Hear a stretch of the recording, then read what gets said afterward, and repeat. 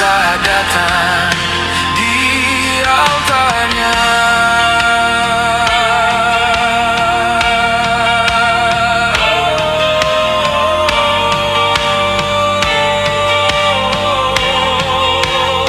Kemenangan terjadi, pemulihan terjadi, kesembuhan terjadi, keselamatan terjadi saat datang di altarnya.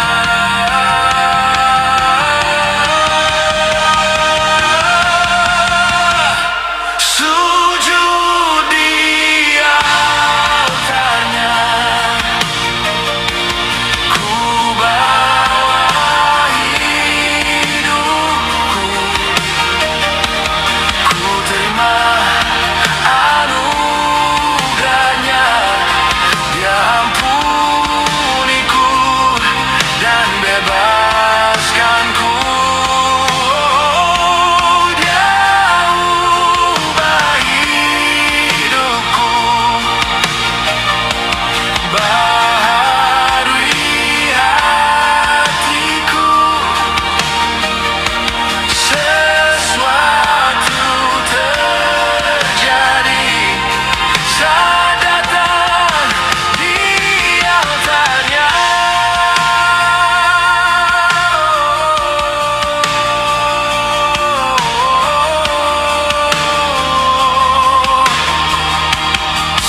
Sesuatu terjadi saat datang di altarnya.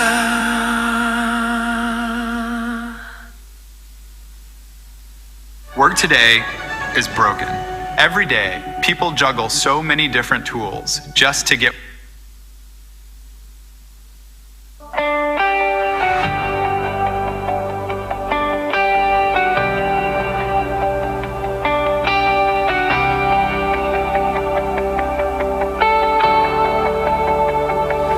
Ku beri kemuliaan dan hormat, ku angkat suara pujian, ku agungkan namamu. Ku beri kemuliaan dan hormat, ku angkat suara pujian, ku agungkan namamu. Sebab kau besar, perbuatanmu ajaib, tiada seperti engkau, tiada seperti engkau. Sebab kau besar, perbuatanmu ajaib, tiada seperti engkau, tiada seperti engkau.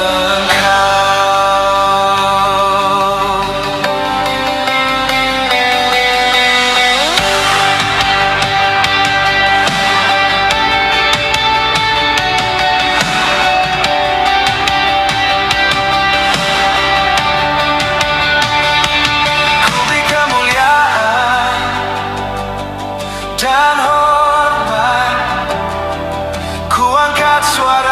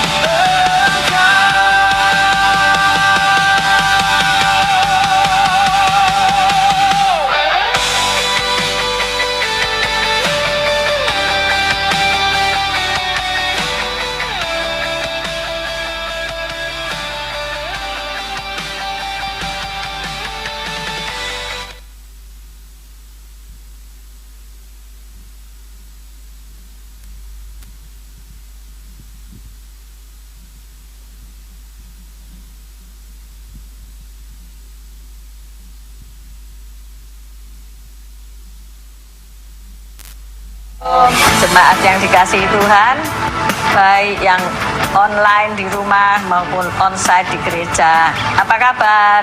Luar biasa pastinya, haleluya. Tema kita di bulan Februari adalah Facing the Giant atau menghadapi raksasa. Selamat beribadah. Tuhan Yesus memberkati.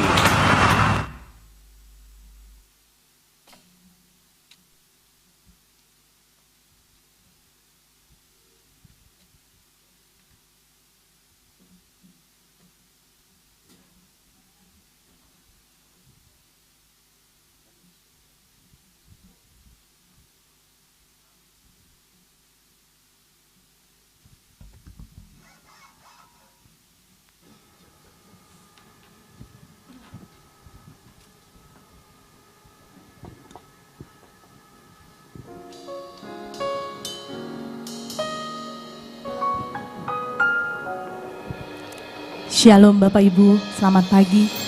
Saya mau menyapa Bapak Ibu yang menyaksikan tayangan ini melalui live streaming. Saya juga mau menyapa Bapak Ibu yang berada di lantai 1. Selamat pagi semuanya. Mari Bapak Ibu sebelum kita masuk dalam ibadah kita bersama-sama kita berdoa. Biar kita rasakan hadirat Tuhan hadir dalam setiap ibadah kita. Terima kasih Tuhan untuk setiap penyertaan-Mu Tuhan. Kau yang setiap sertai setiap keluarga kami. Kau yang berkati kesehatan kami. Pagi ini kami datang Tuhan, membawa setiap hati kami. Sujud di hadapan-Mu Tuhan. Biarlah setiap ibadah ini Tuhan, Kau yang berkati, Kau yang sertai. Biarlah Roh Kudus-Mu yang hadir. Hanya di dalam satu nama, kami berdoa dan mengucapkan syukur. Haleluya, amin.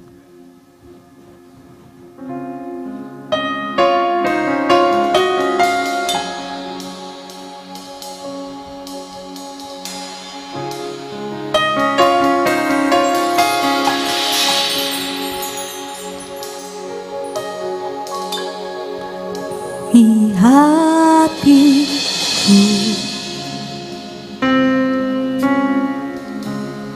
dengan hadir-Mu,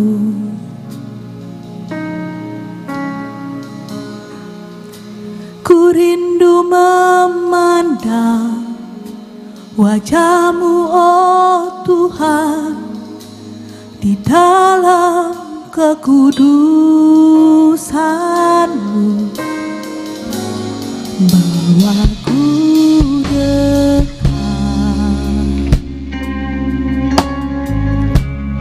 dalam hati-Mu.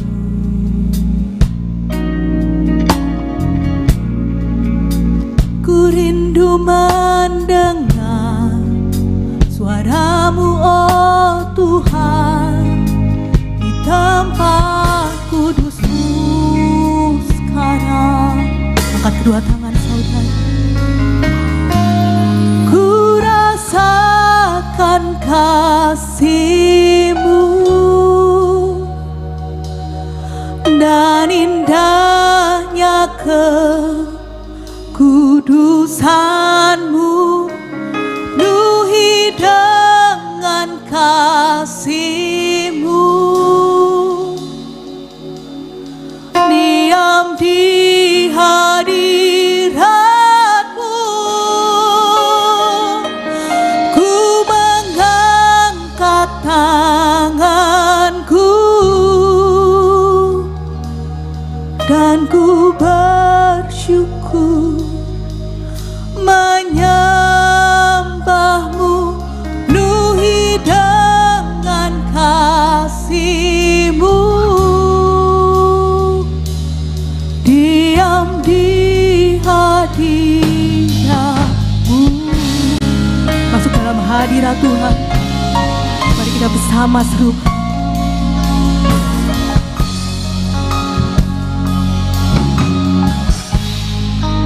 Di hati-Mu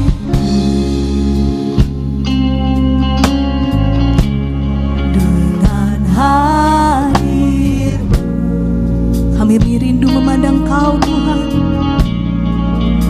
Ku rindu memandang wajah-Mu,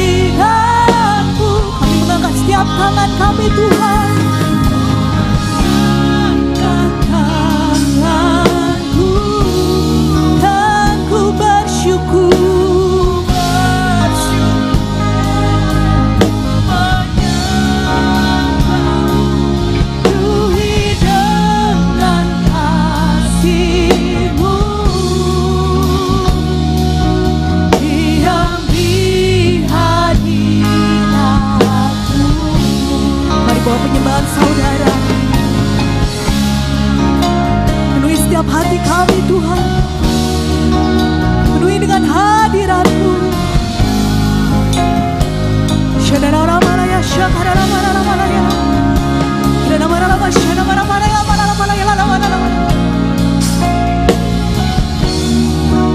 kami mau di hadirat-Mu Tuhan. Kami angkat tangan, kami bersyukur.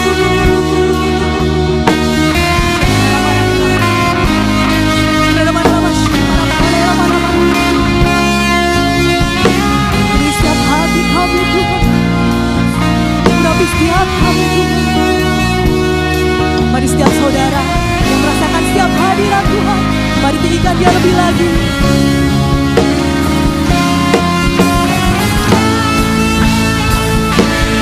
Ku rasakan kasih-Mu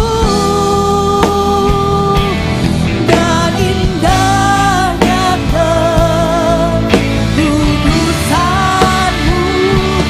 Penuhi dengan kasih-Mu, diam di hadirat-Mu. Kami mengangkat setiap tangan kami Tuhan. Kami bersyukur, kami berterima kasih Tuhan untuk setiap apa yang Kau beri kepada kami Tuhan, untuk keluarga kami, untuk kesehatan kami Tuhan. Dengan kasih-Mu, diam di hadirat-Mu, ku rasakan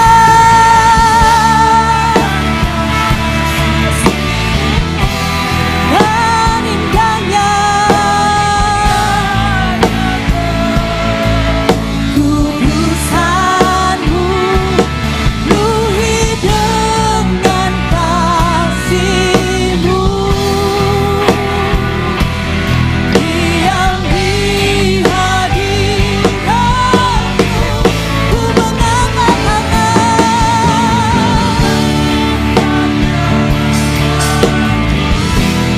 dan ku bersyukur, menyembah-Mu. Penuhi dengan kasih-Mu, diam di hadirat-Mu. Mari setiap saudara, mari kita bersama nyanyikan. Ku rasakan kasih-Mu. Amin, amin. dan indahnya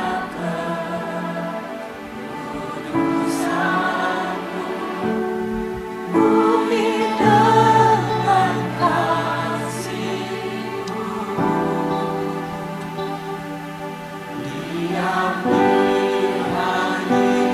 ini setiap tangan kami Tuhan.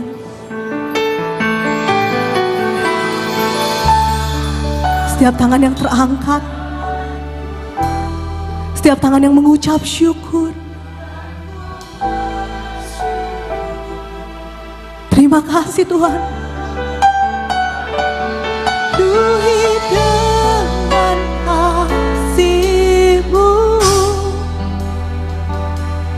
diam di hadirat-Mu.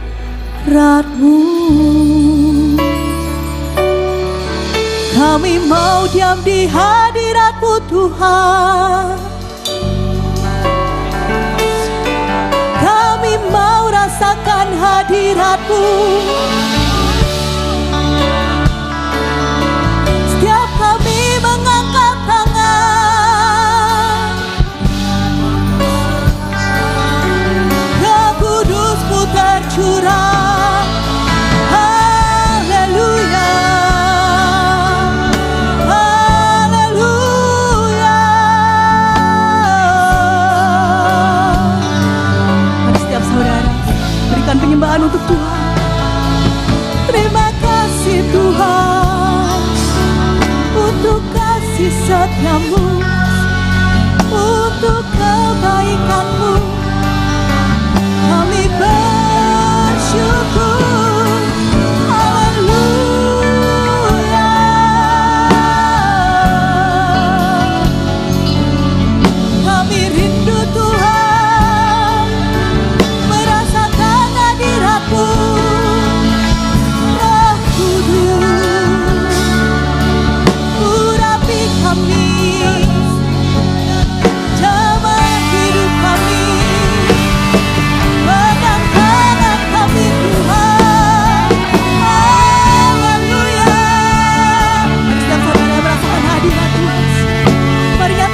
untuk Tuhan. Biarlah hatimu untuk Tuhan. Hadirat-Mu penuhi setiap kami, menjamah setiap kami dengan urapan-Mu. Haleluya. Terima kasih. Kata kami terangkat, biarlah Tuhan yang turun tangan untuk setiap hidup kami.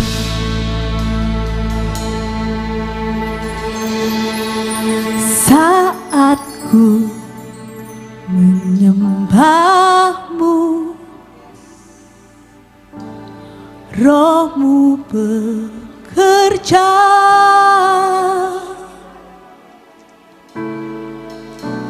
Saat ku memuji-Mu, Kau bertahta di atas pujian. Ku angkat hatiku,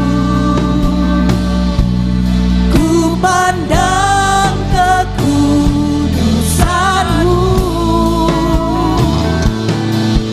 Saat ku sembah, ku puji-Mu, ku rasakan kehadiran-Mu Tuhan.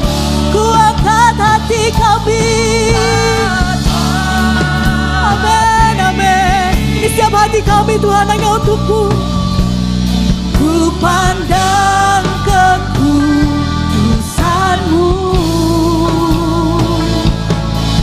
Saat ku sembah, ku puji-Mu, ku rasakan kehadiran-Mu Tuhan. Sekali kami mengangkat hati kami Tuhan.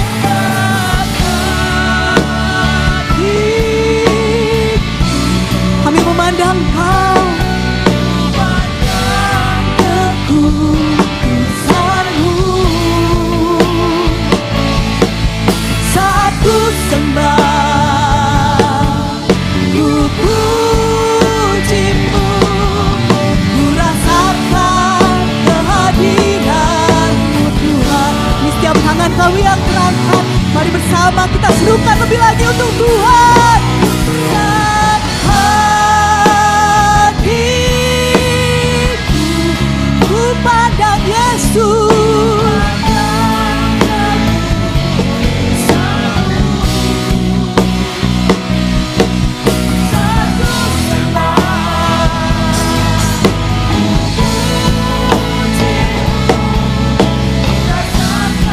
Mengundang Bapak Ibu untuk bangkit berdiri. Kita siapkan hati kita lebih lagi untuk Tuhan. Hatiku,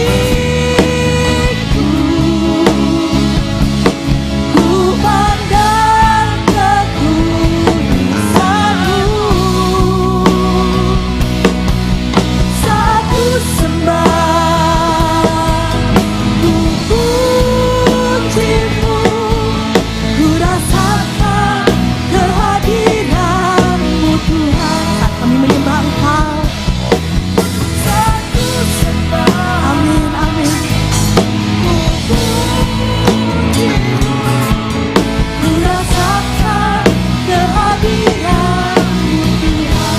Saat kami menyembah Engkau lebih lagi Tuhan. Saat ku sembah, ku puji-Mu, ku rasakan kehadiran-Mu Tuhan. Terima kasih Tuhan untuk setiap hadirat-Mu yang hadir pagi ini Tuhan. Kami yang merasakan setiap urapan-Mu Tuhan. Biarlah pagi ini kami yang bersuka cita, kami yang merasakan setiap hadirat Tuhan. Bersama-sama kita katakan amin. Bapak Ibu ada sukacita pagi ini, merasakan setiap hadirat Tuhan. Mari kita lebih lagi bersorak untuk Tuhan. Saya mau melihat tepuk tangan Bapak Ibu. Kita mau bersorak untuk Tuhan.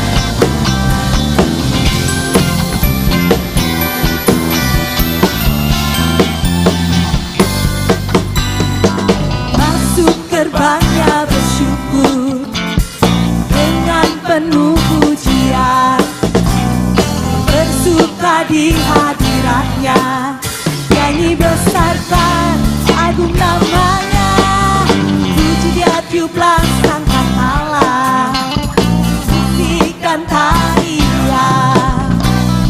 Semua makhluk di bumi di surga nyanyi berhati, naikkan pujian, sebab Tuhan baik. Yang saudara merasakan kebaikan Tuhan, mari bersama katakan Tuhan baik. Tuhan baik, anugerahnya kekal selamanya. Sebab Tuhan baik, sebab Tuhan baik, sebab Tuhan baik, anugerahnya kekal selamanya. Yesus Kristus Allah Tuhanku, pencipta segalanya, datang sujud di hadapannya, dengan tanganku angkat pujian, puji dia tiuplah sangka Allah, musik dan tarian. Semua makhluk di bumi di surga dengan senang hati angkat pujian, sebab Tuhan baik,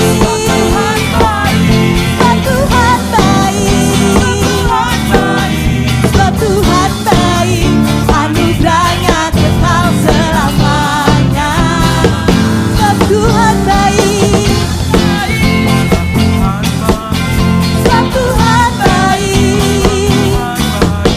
sebab Tuhan baik, anugerahnya kekal selamanya. Sekali lagi, sebab Tuhan baik, Tuhan baik, sebab Tuhan baik. Bagi setiap yang percaya katakan Tuhan baik, anugerahnya kekal selamanya. Sebab Tuhan baik, sebab Tuhan baik, sebab Tuhan baik, anugerahnya kekal selamanya. Siapa yang merasakan kebaikan Tuhan, lambaikan tangan Bapak Ibu.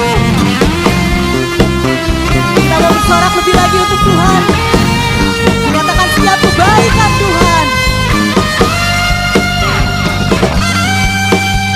Sebab Tuhan baik, Tuhan baik, sebab Tuhan baik, sebab Tuhan baik, anugerahnya kekal selamanya.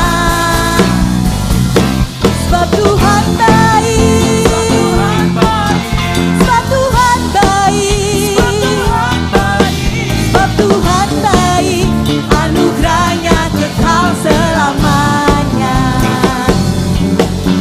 Sebab Tuhan baik, anugerahnya kekal selamanya. Sebab Tuhan baik, anugerahnya kekal selamanya. Sorak-sorai untuk Tuhan. Haleluya. Kita memiliki Allah yang dahsyat, Allah yang besar. Amin. Mari kita besarkan nama Tuhan.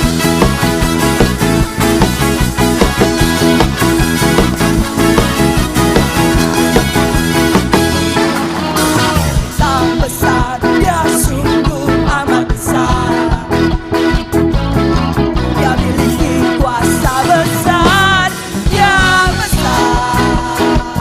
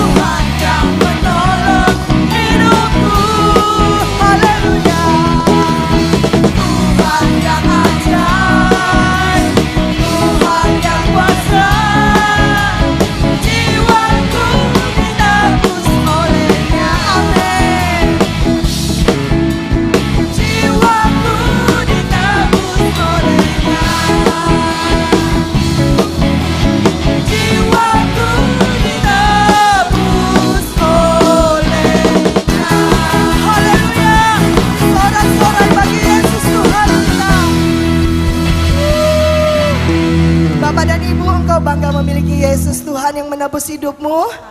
Amin. Silakan duduk saudara yang terkasih. Ada pengumuman untuk acara Pasutri nanti sore. Bapak dan Ibu yang telah mendaftar, kita akan bersama-sama untuk fellowship dan makan malam bersama. Kita langsung untuk ke restonya ya Bapak dan Ibu. Langsung di Cafe 64 di Jalan Gelam Candi. Saya mengundang semua Bapak dan Ibu yang telah hadir, yang telah mendaftar, untuk bersama-sama kita dapat sama-sama fellowship pada sore hari ini. Untuk ibadah pada Kamis, minggu yang terakhir, kita akan dilayani oleh Bapak Pendeta David Samuel di tempat ini. Kami juga mengundang seluruh umat Tuhan untuk dapat datang dalam ibadah doa lawatan pada hari Kamis, tanggal 26 Februari. Dan minggu depan Bapak dan Ibu adalah minggu yang pertama di dalam bulan Maret. Kami juga mengundang Bapak dan Ibu untuk mempersiapkan diri. Kita akan dilayani oleh Bapak dan Ibu Gembala di dalam perjamuan kudus juga. Terima kasih, mari kita siapkan persembahan kita. Kita juga akan menyiapkan hati kita untuk menerima kebenaran firman Tuhan. Kita berdoa. Terima kasih Tuhan, kalau hari ini kami sudah ada di tempat ini bukan suatu kebetulan, tapi ini semuanya anugerah yang Kau berikan buat kami. Terima kasih kalau kami sudah memuji memuliakan nama-Mu. Biar itu semuanya beli yang terbaik buat Engkau. Di bahasa ini kami akan berikan persembahan buat Engkau. Biarlah Tuhan persembahan ini menjadi yang benar-benar akan menjadi yang terbaik buat Engkau juga Tuhan. Dalam nama Tuhan Yesus kami siap memberikan persembahan buat Engkau. Haleluya, amin.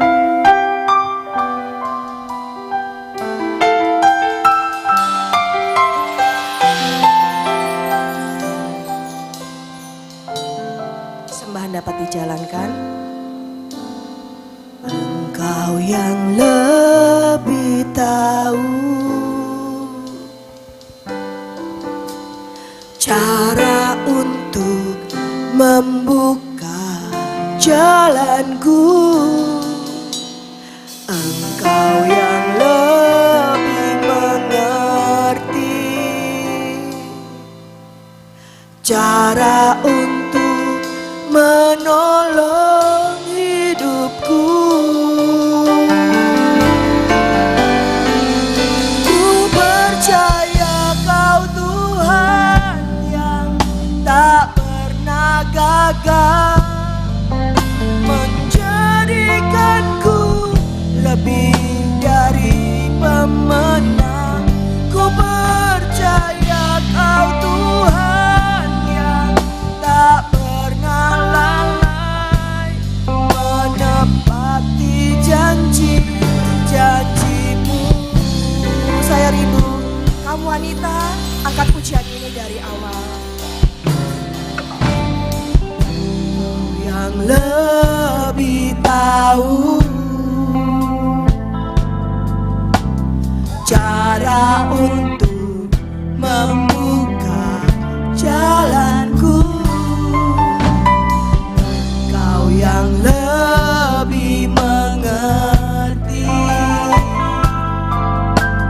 cara untuk menolong hidupku.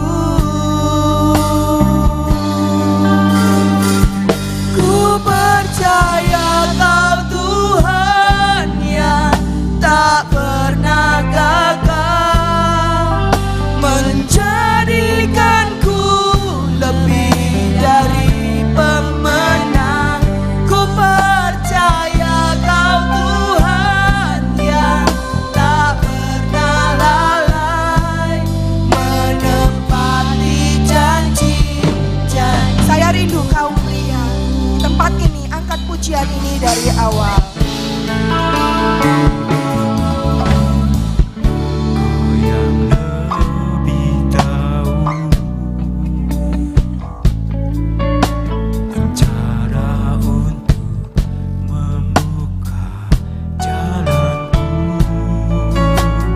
Engkau yang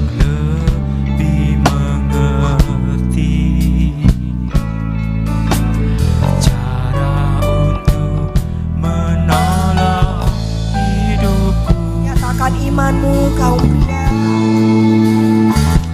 Ku percaya Kau Tuhan yang tak pernah gagal, menjadikanku lebih dari pemenang.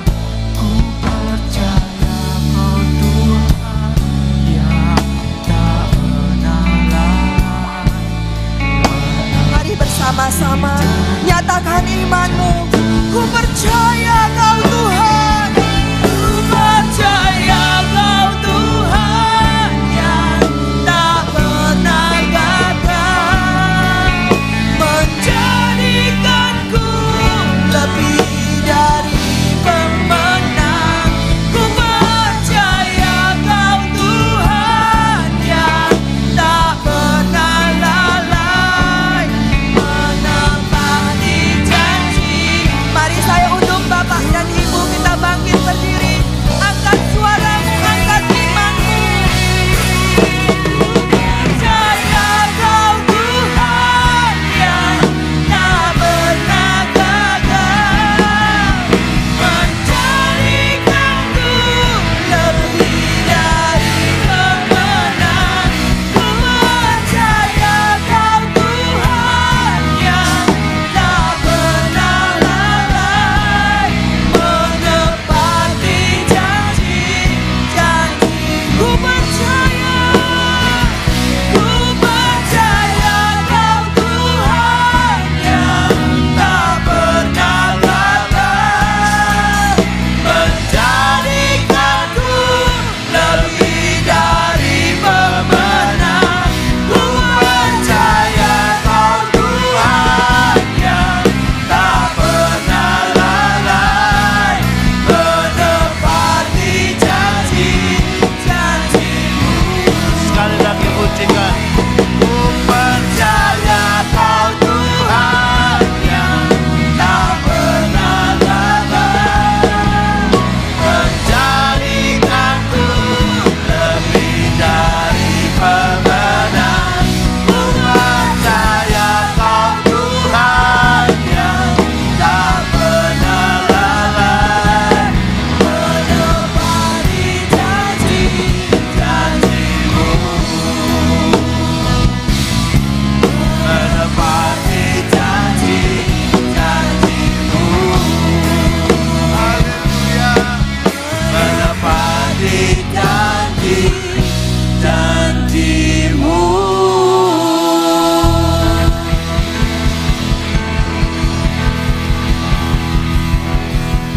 Hati kami melimpah dengan ucapan syukur ketika Engkau memberikan kembali kesempatan bagi kami Tuhan, untuk kami belajar mengerti akan kehendak-Mu, kami belajar mengerti akan pikiran dan perasaan-Mu yang menjadi bagian di dalam kehidupan kami. Terima kasih Tuhan, biar pada kesempatan ini dengan serius dan dengan sungguh-sungguh Tuhan, kami akan memperhatikan tiap-tiap pikiran Tuhan itu dan menjadi bagian dalam hidup kami.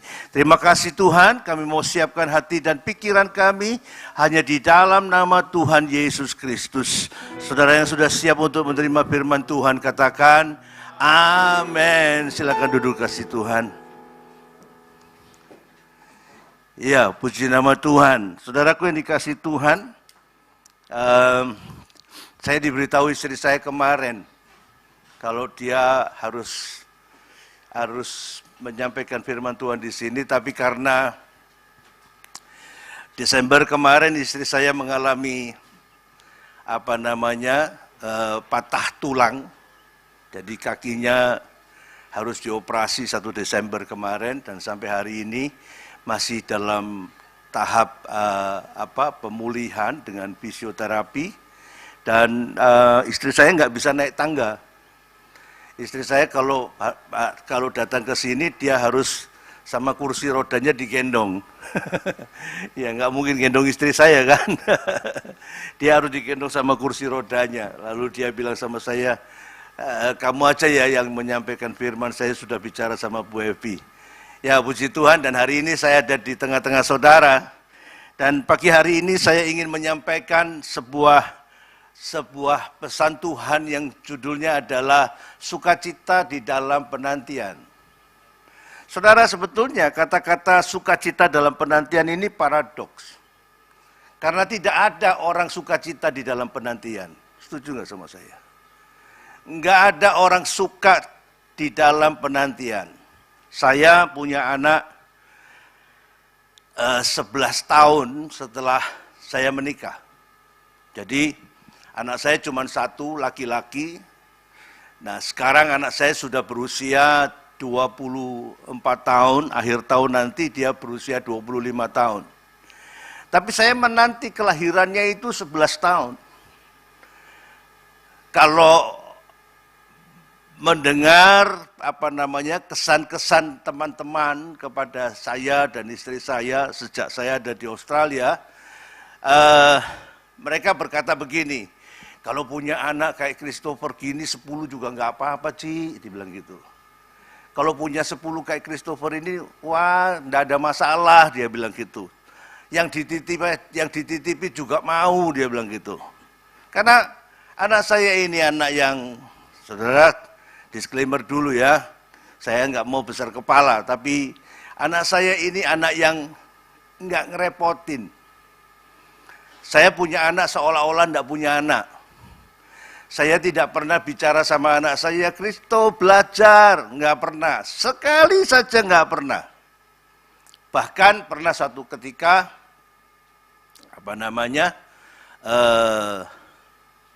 saya ajak anak saya Sabtu malam Minggu untuk pergi, lalu dia bilang, Kristo boleh nggak ikut? Lalu saya tanya sama dia, kenapa? Karena Kristo mau buat PR, dia bilang gitu. Oh ya udah, saya pikir saya harus menghargai pendapat anak saya.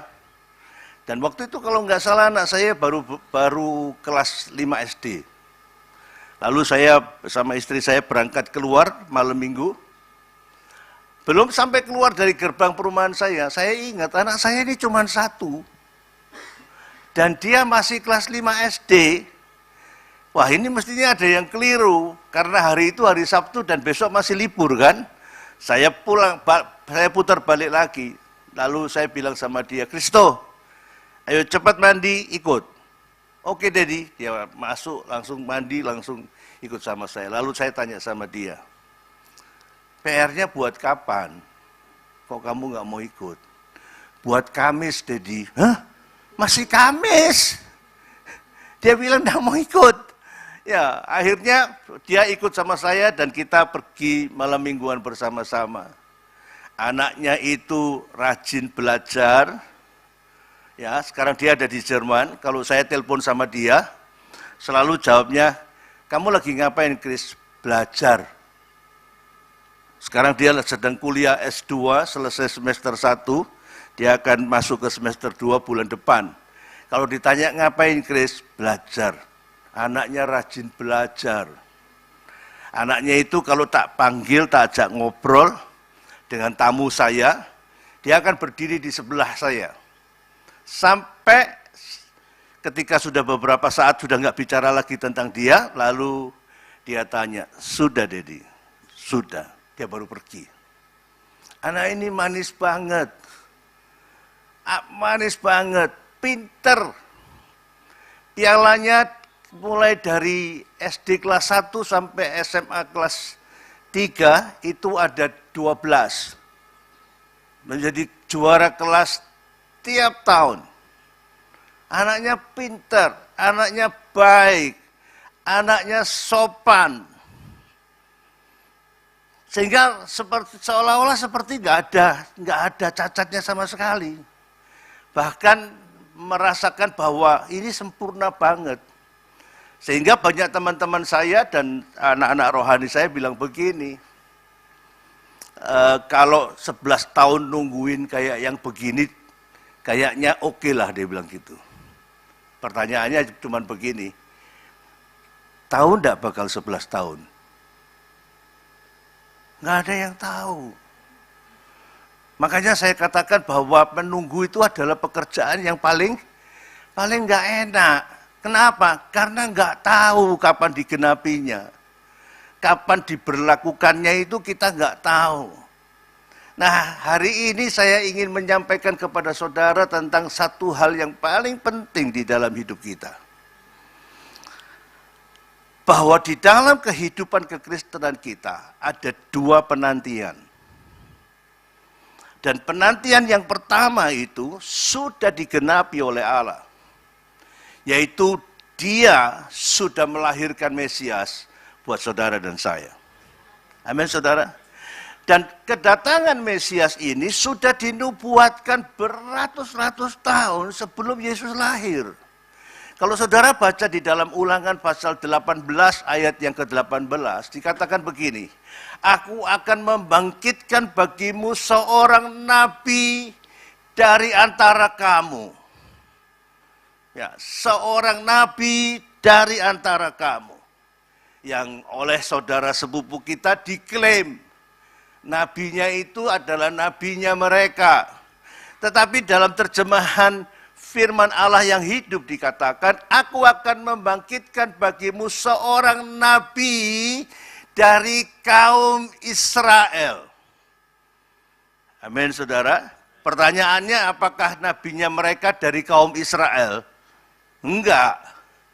Itu sebabnya saudara bisa melihat bahwa nubuatan ini sudah dikerjakan oleh Allah.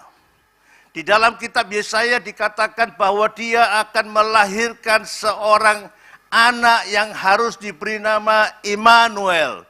Allah beserta dengan kita. Ini sudah dinubuatkan ratusan tahun sebelum Yesus lahir. Itu sebabnya ada orang-orang yang menantikan kedatangan Tuhan. Amin, saudara. Para gembala yang sedang di padang itu pun sudah pernah mendengar bahwa akan lahir di kalangan bangsa Israel, akan lahir seorang nabi yang berasal dari kaum Israel. Sehingga ketika malaikat Tuhan datang kepada dia dan kemudian berkata, hari ini telah lahir seorang juru selamat bagimu di kota Daud. Saudara tahu apa yang terjadi? Para gembala ini kemudian bersukacita dan bergegas-gegas menuju kemana? Ke Bethlehem. Karena itu sudah dinubuatkan. Sehingga ketika dia berjumpa dengan bayi Yesus, mereka bersukacita. Kenapa? Karena penantiannya sudah digenapi di dalam hidupnya. Amin, saudara. Dia bersukacita luar biasa. Sehingga saya harus katakan kepada saudara, bahwa penantian yang sudah dikerjakan oleh para gembala itu sudah digenapi oleh Allah dan mereka bersukacita. Sampai-sampai ketika mereka bercerita kepada Maria dan Yusuf, Maria terkejut. Tetapi Maria menyimpannya di dalam hatinya. Dia sudah tahu bahwa Yesus Kristus anaknya itu adalah seorang Mesias yang menjadi penantian bagi banyak orang. Nah, penantian yang kedua adalah, saudara bisa lihat, adalah ketika Yesus naik ke surga. Hari ini kita menantikan kedatangannya yang kedua kali di dalam hidup saudara dan saya. Amin, saudara. Amin. Itu sebabnya saya ingin mengajak saudara untuk membaca di dalam kitab 2 Petrus pasal yang ketiga. 2 Petrus pasal yang ketiga ayat yang ke-9. Yuk kita baca sama-sama ya. 1, 2, 3. Tuhan tidak lalai menepati janjinya, sekalipun ada orang yang menganggapnya sebagai kelalaian, tetapi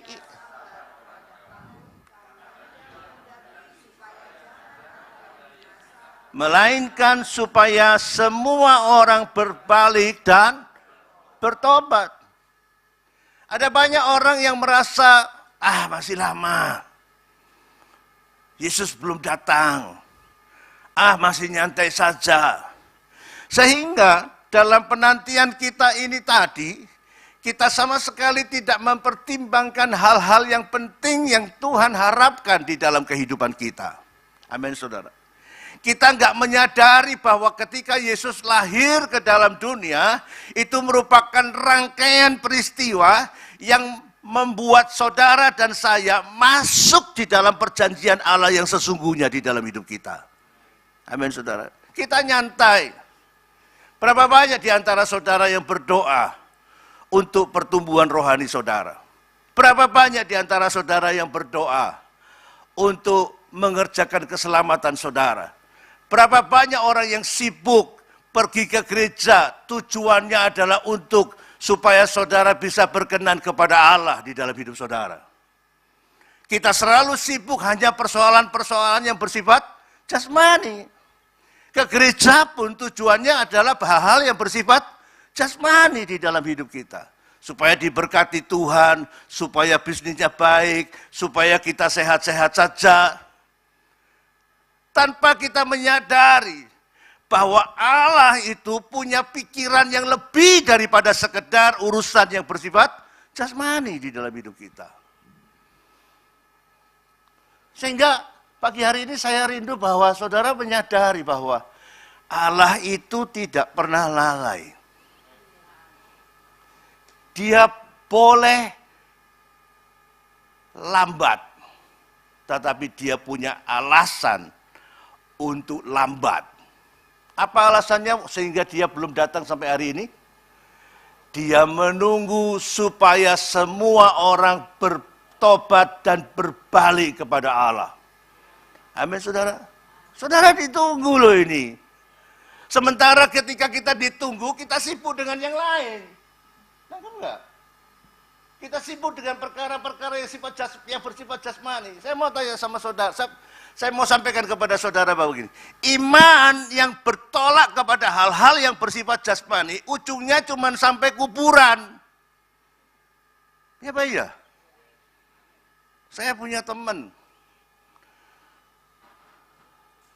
dia dapat kredit 10 miliar dari sebuah bank. Dia bukan orang Kristen.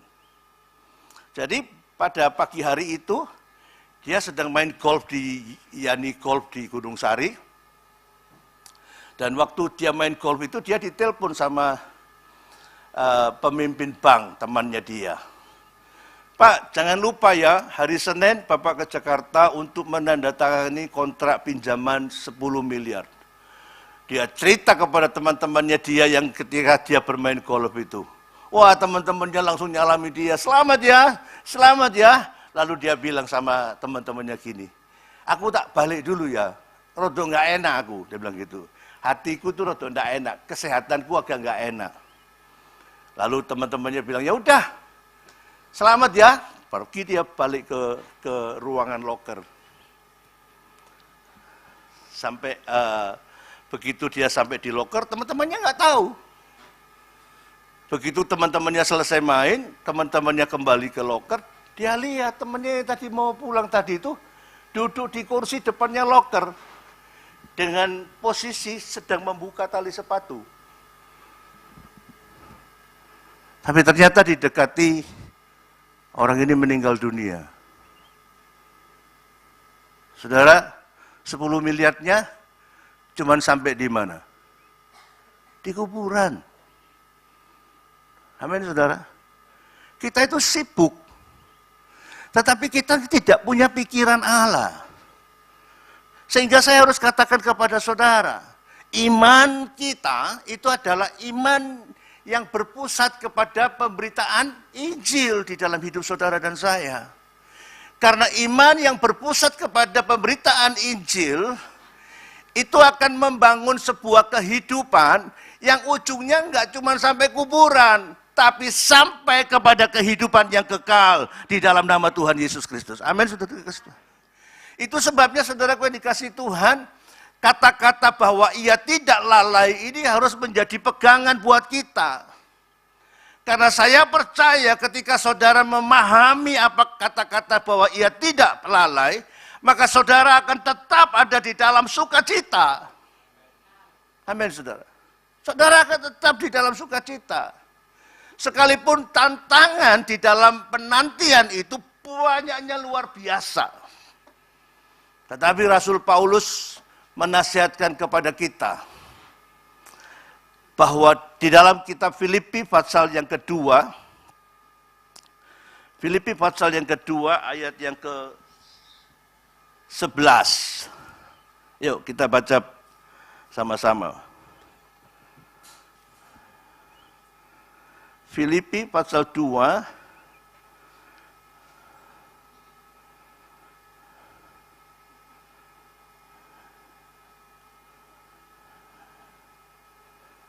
Filipi pasal 2 ayat yang ke-11 sampai ayat yang ke-16.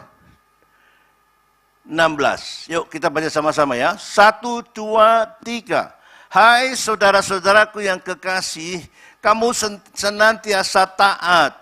Karena itu tetaplah kerjakan keselamatanmu dengan takut dan gentar, bukan saja seperti waktu aku masih hadir, tetapi terlebih pula sekarang waktu aku tidak hadir. Karena Allah lah yang mengerjakan di dalam kamu, baik kemauan maupun pekerjaan menurut kerelaannya. Lakukanlah segala sesuatu dengan tidak bersungut-sungut dan berbantah-bantah, supaya kamu tidak beraib dan tiada bernoda sebagai anak-anak Allah yang tidak tercela di tengah-tengah angkatan yang bengkok hatinya dan yang sesat ini. Sehingga kamu bercahaya di antara mereka seperti bintang-bintang di dunia, sambil berpegang pada firman kehidupan, agar aku dapat bermegah pada hari Kristus, bahwa aku tidak percuma berlomba dan tidak percuma bersusah-susah. Sementara dalam penantian ini kita nggak bisa jadi orang yang longak-longok. Kita tahu bahwa di dalam hidup saudara dan saya itu ada banyak tantangan yang harus kita hadapi. Saya percaya iman kita ketika kita menerima Yesus sebagai Tuhan dan Juru Selamat pribadi di dalam hidup kita, kita menerima iman yang dianugerahkan oleh Allah di dalam Yesus Kristus. Amin saudara. Makanya saya katakan iman itu given. Benihnya itu given. Diberikan oleh siapa? Oleh Allah. Itu sebabnya Rasul Paulus katakan, kerjakanlah keselamatanmu.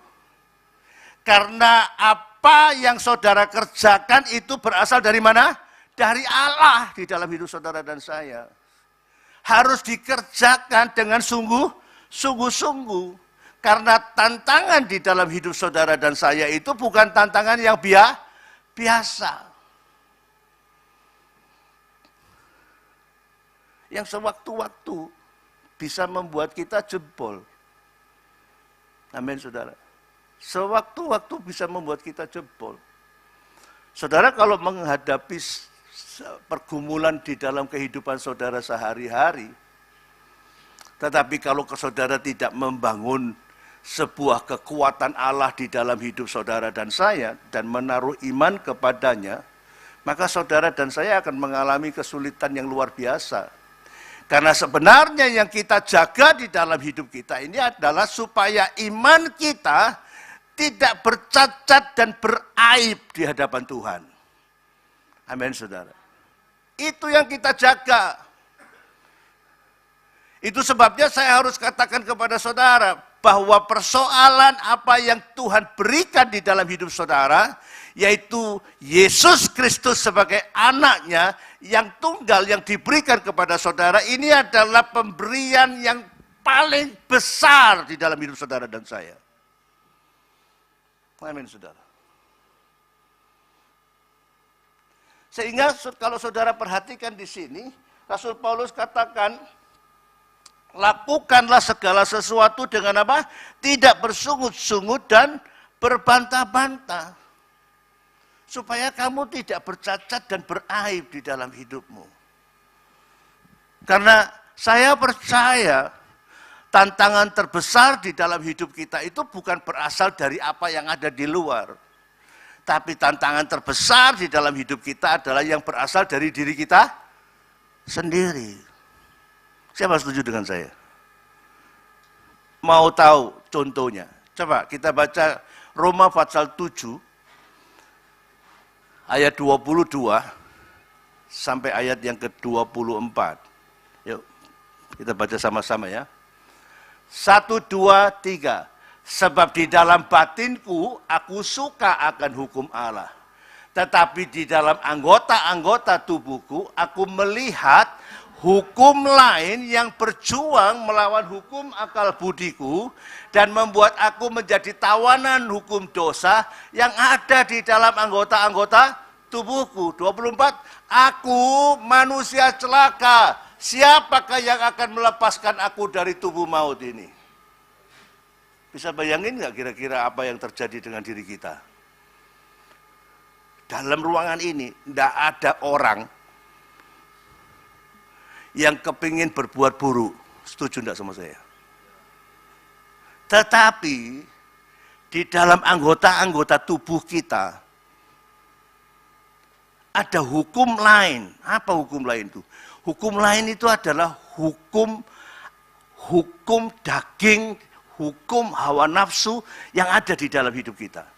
Yang dia selalu berjuang melawan hukum akal budi kita. Dia berjuang ngantemi pikiran kita.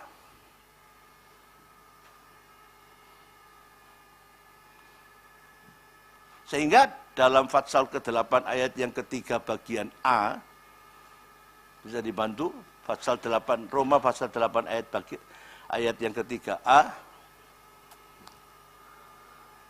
Roma ya. A saja ya, jangan diterusin ya. 1, 2, 3.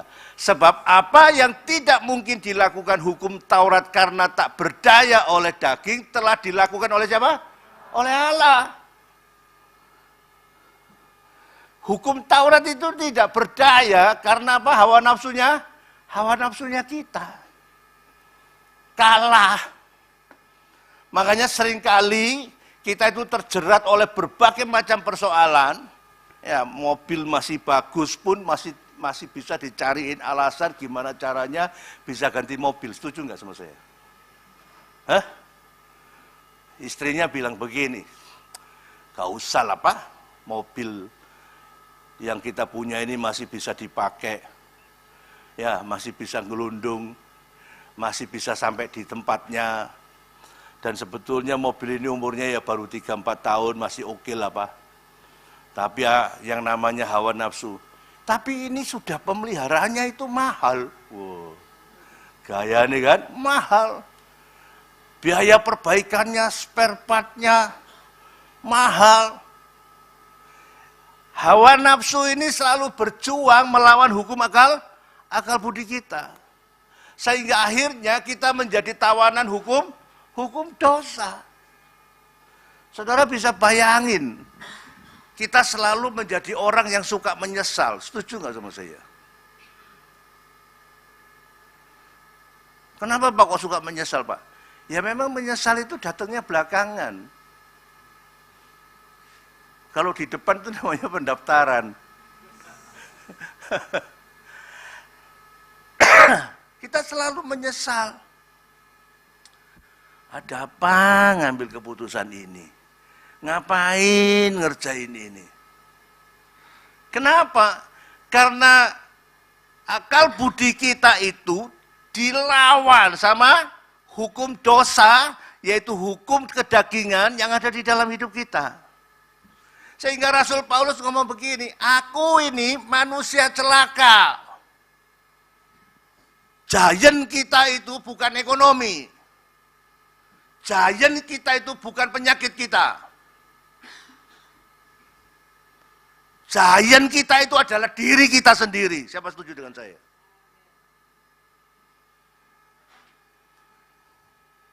Mertua saya itu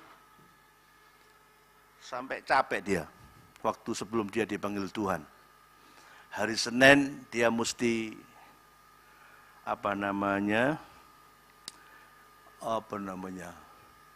masukkan nutrisi. Hari Kamisnya dia masukkan albumin. Dia mesti terapi albumin. Sampai kesel dia. Dia bilang begini, aku ini wis minta bolak-balik sama Tuhan. Biar aku nang dipanggil Tuhan. Angel, kesel aku dia bilang. Lalu saya bilang sama mertua saya, Dedi ini masuk ke season yang berbeda. Orang kalau usianya sudah di atas 55 tahun, 60 tahun, turun dari sini aja mesti gini.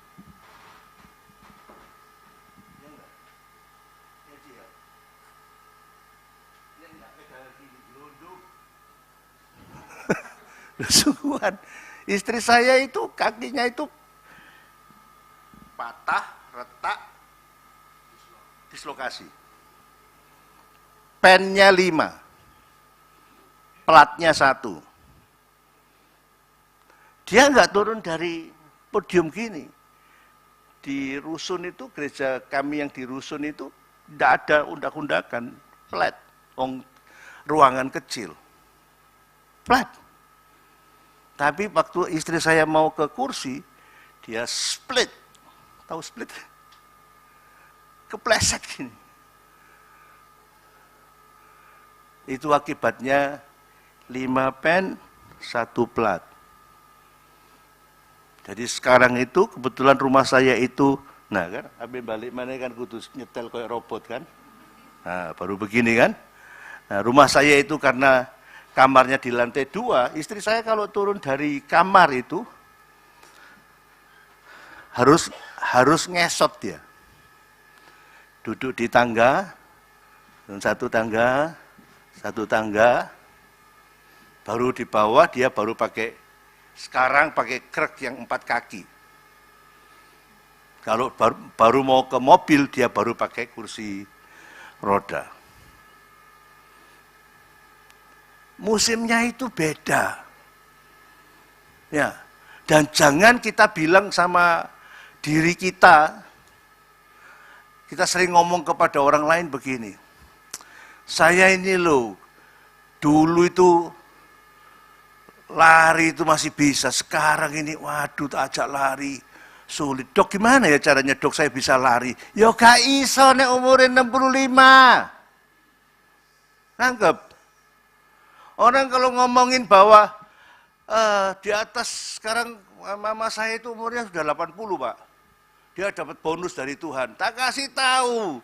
Orang tambah tua itu tambah disertai dengan kelemahan tubuh. Setuju enggak? Emang bonusnya ada kelemahan tubuh? Kalau saya ditanya sama orang ya sak cukupe. Gak usah mau tambah-tambahi. Kalau Tuhan bilang, Roy selesai, Dan oke, go.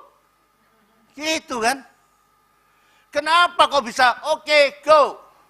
Karena saya percaya bahwa akhir dari seluruh kehidupan saya ini adalah penggenapan janji Allah di dalam kehidupan setiap orang yang percaya kepada Tuhan. Amin. Karena saya percaya bahwa Tuhan saya adalah Tuhan yang tidak pernah belanjani janji. Dia tidak pernah lalai. Dia selalu tepat pada waktunya untuk memberikan sesuatu yang perlu di dalam kehidupan saudara dan saya. Amin.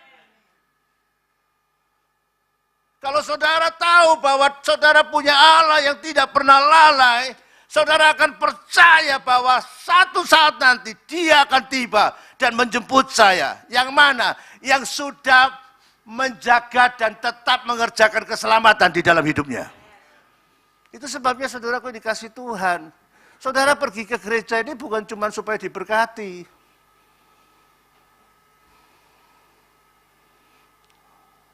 Kita harus sadar bahwa dikatakan bahwa sebab hukum Taurat yang tidak berdaya karena daging sudah dikerjakan oleh Allah. Caranya gimana? Coba lihat ayatnya lagi. Roma 8 ayat yang ketiga. Sudah dikerjakan oleh Allah. Dengan jalan apa? Mengutus anaknya sendiri dalam daging yang serupa dengan daging yang dikuasai dosa karena dosa. Jadi Yesus Kristus itu adalah menjadi jalan buat saudara dan saya untuk bisa menunggu penggenapan janji Allah di dalam kehidupan saudara untuk tetap berkenan kepada siapa? Kepada Allah. Amin, saudara. Dia memang sampai hari ini belum datang. Tapi Alkitab mencatat dia tidak akan pernah lalai. Kapan loh Pak waktunya Pak?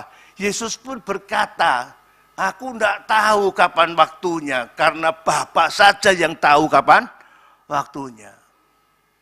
Semua yang terjadi, seperti yang terjadi hari-hari ini, gempa bumi, bencana alam, tanah longsor, perang dunia yang bakal akan muncul di perang dunia ketiga, semua itu bisa saja terjadi. Tapi semuanya itu baru permulaan kesudahan alam. Sehingga saudara dan saya harus memahami apa? Memahami apa yang dikehendaki Allah dengan Dia mengirimkan anaknya di dalam hidup saudara dan saya. Dan saudara harus paham kenapa Dia datang kembali untuk menjemput saudara.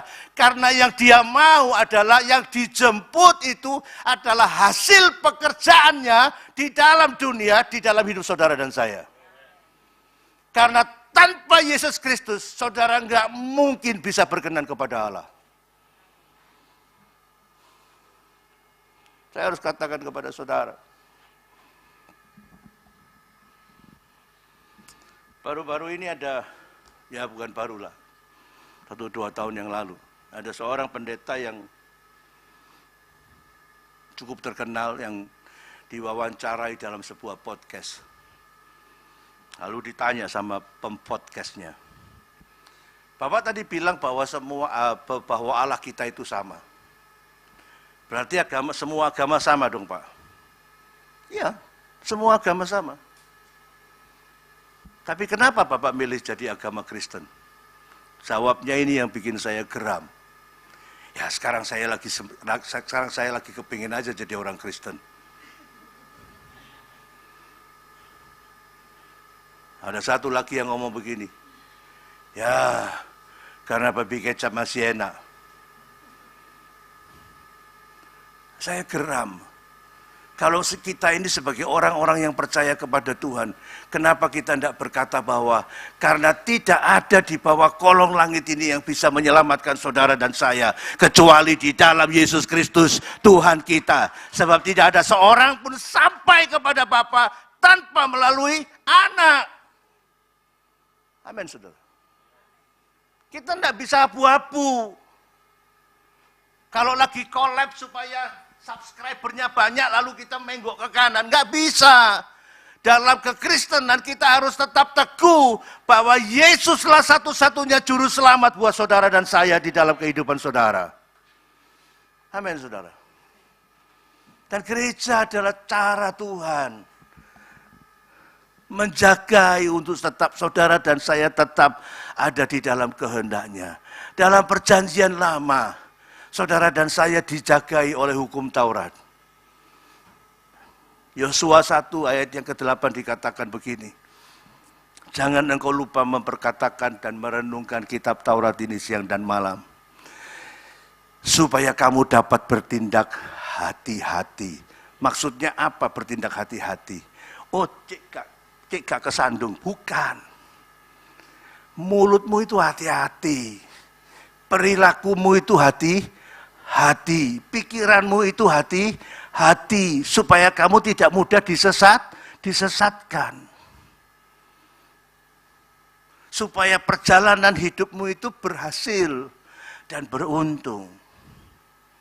Tetapi di dalam kitab perjanjian baru dikatakan, sebab hukum Taurat yang tidak berdaya karena daging, ternyata hukum Taurat yang kita renungkan supaya hati-hati itu ya nggak iso hati-hati. Setuju? Kenapa kok gitu Pak?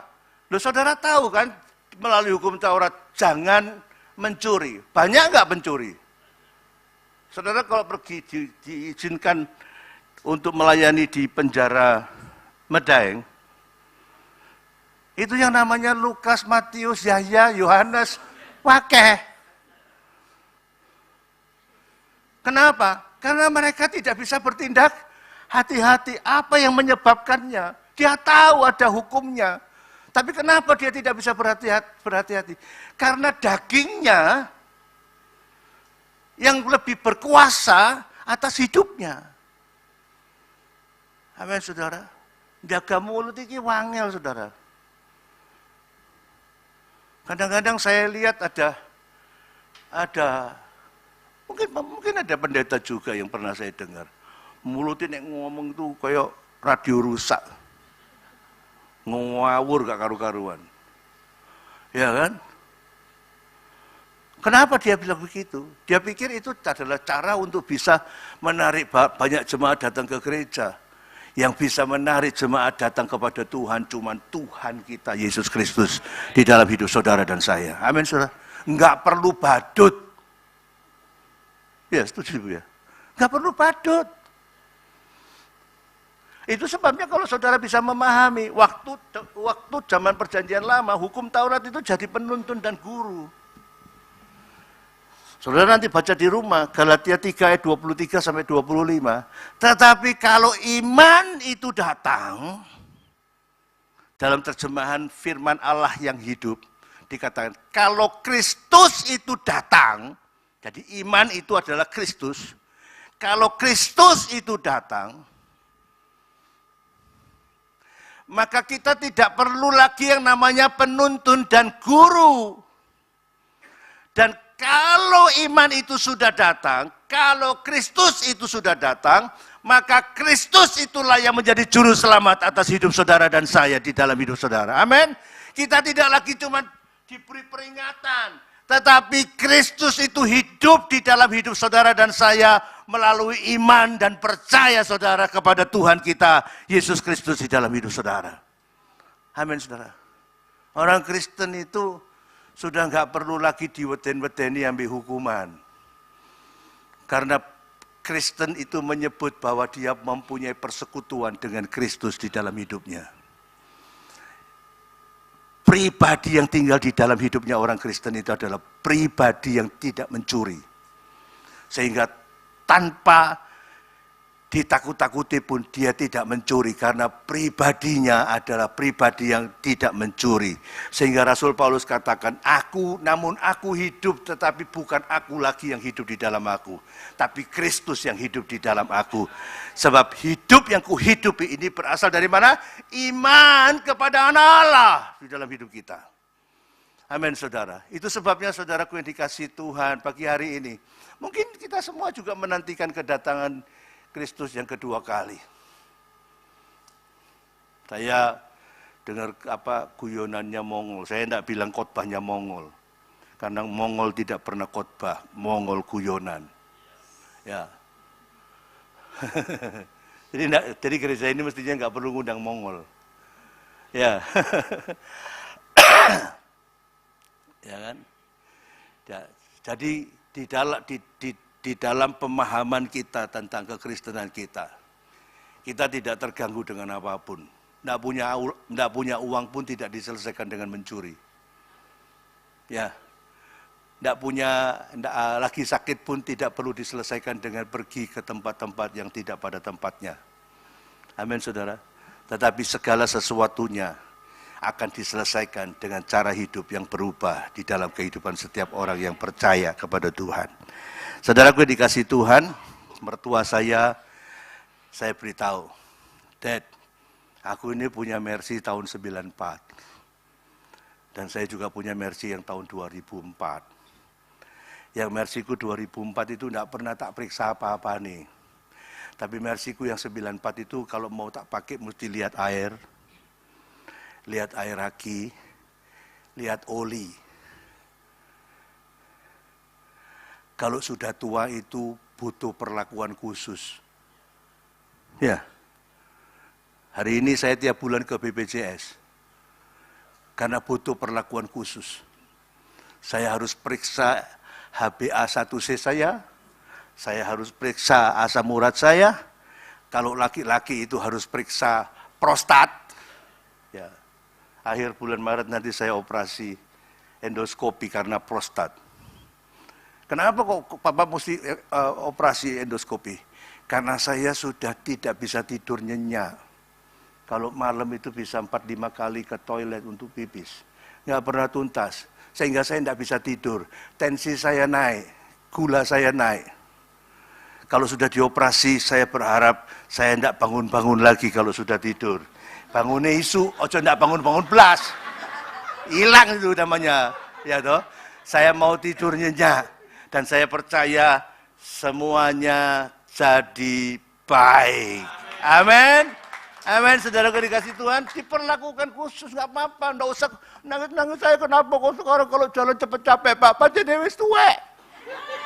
Ya, kok cepet capek Pak ya? Memang udah tua, butuh perlakuan khusus. Kalau sudah tua jangan gaya-gaya, wah aku bal-balan oke karo putuku, nanti pedot jantungnya.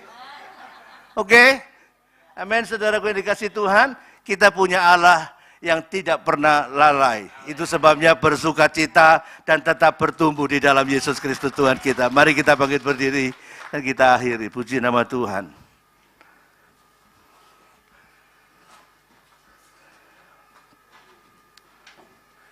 Haleluya.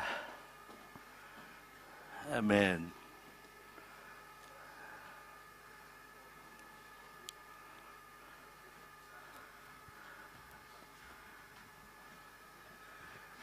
Ya mulai awal aja ya. Haleluya.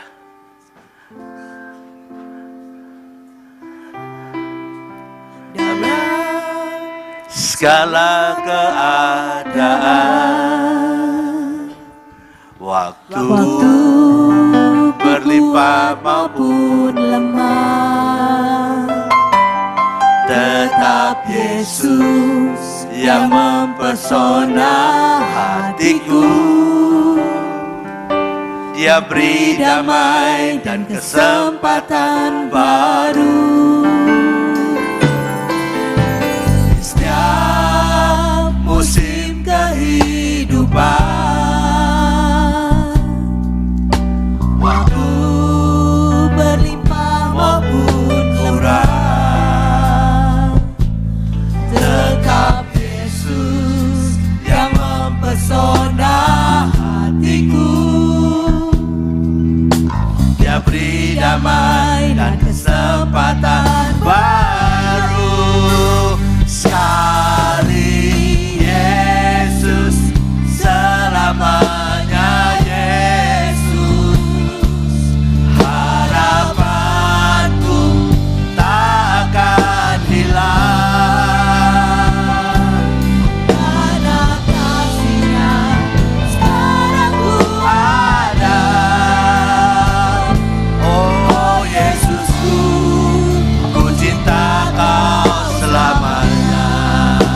Sekali Yesus, selamanya Yesus.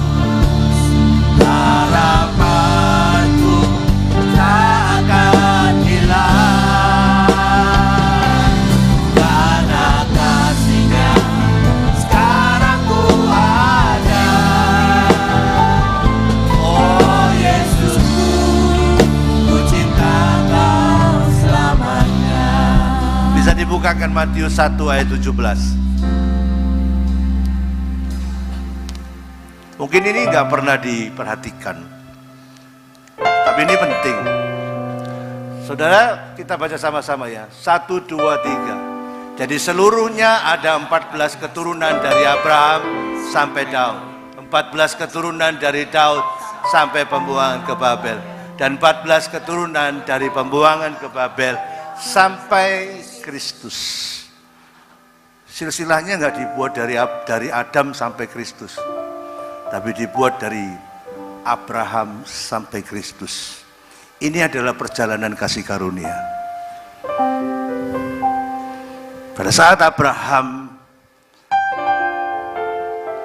diberitahu sama Tuhan bahwa kalau engkau bisa menghitung bintang di langit, demikianlah banyaknya keturunanmu.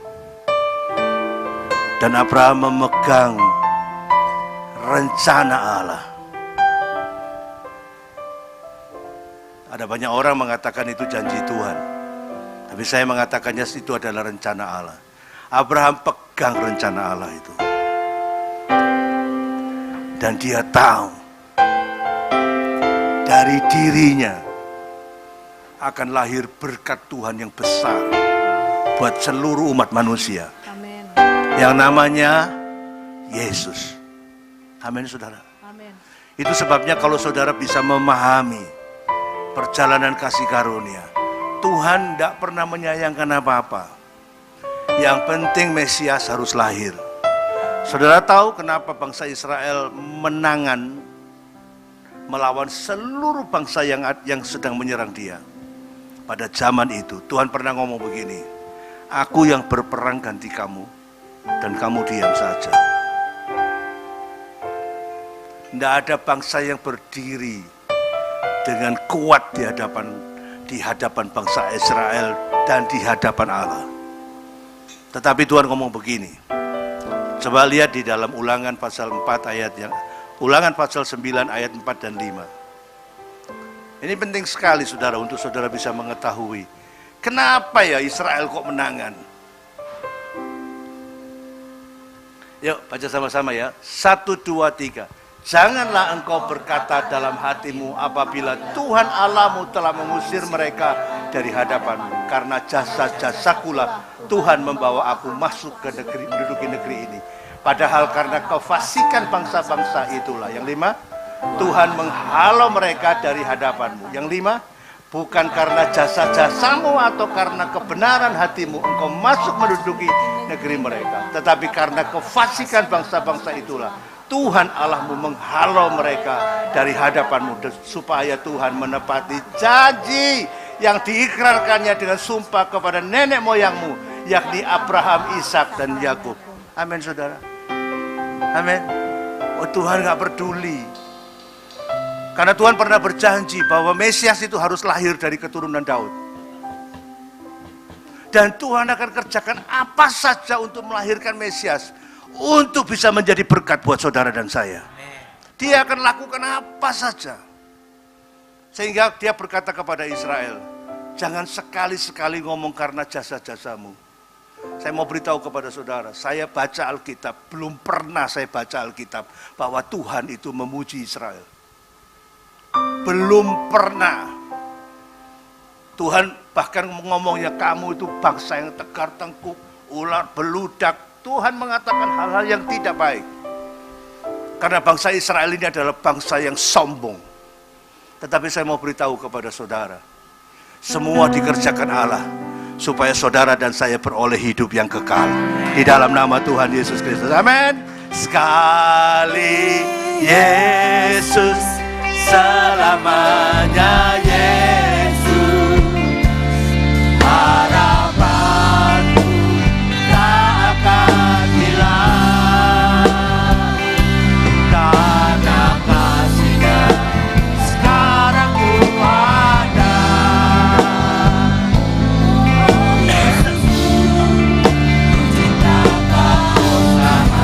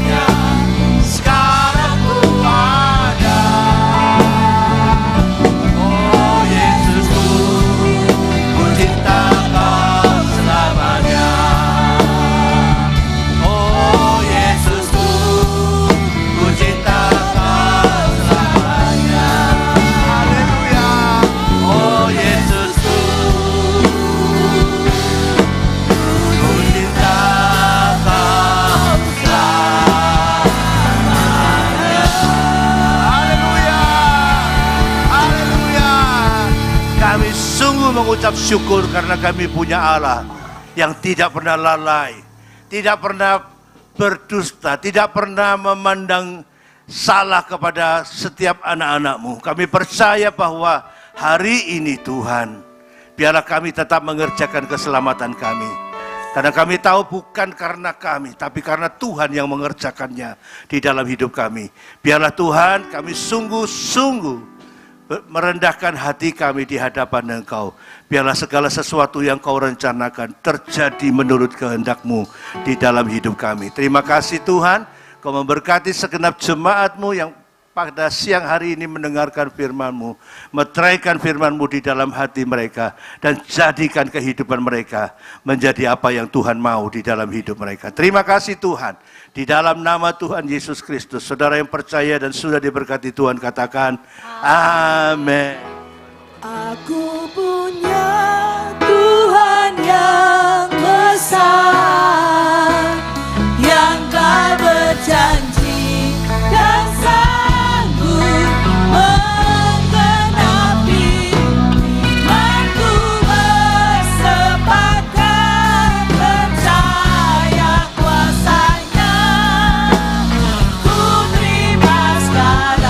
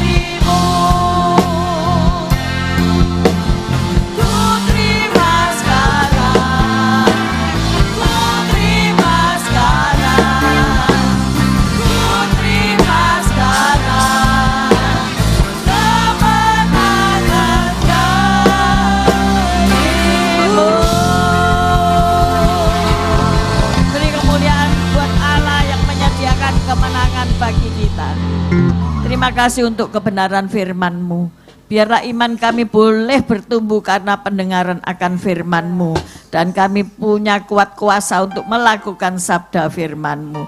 Berkati kembali hamba-Mu Bapak Roy dan juga keadaan kesehatan beliau. Kami percaya Tuhan penyembuh kami. Kami percaya Engkau menyembuhkan Pak Roy dalam terapi dan sebagainya mengenai kesehatan beliau. Kami juga berdoa untuk kesehatan Ibu Christine, untuk terapi yang harus dijalani supaya ia bersabar dan mau melakukan semuanya dengan penuh kesabaran dan percaya bahwa Yesus kalau menyembuhkan sempurna adanya. Terima kasih untuk kedua hamba-Mu yang sungguh setia, karena kami percaya Tuhanlah penolong mereka, Tuhanlah penyembuh mereka. Jemaat yang dikasihi Tuhan, angkatlah kedua belah tanganmu untuk menerima berkat daripada Tuhan Yesus. Tuhan memberkatimu, Tuhan melindungimu, Tuhan menyinari engkau dengan wajah-Nya dan memberi engkau kasih karunia. Tuhan menghadapkan wajah-Nya kepadamu dan memberi engkau damai sejahtera. Terimalah segala berkat ini di dalam nama Bapa, Putra, dan Roh Kudus yang percaya bersama-sama berkata, amin. Selamat siang, Tuhan Yesus memberkati.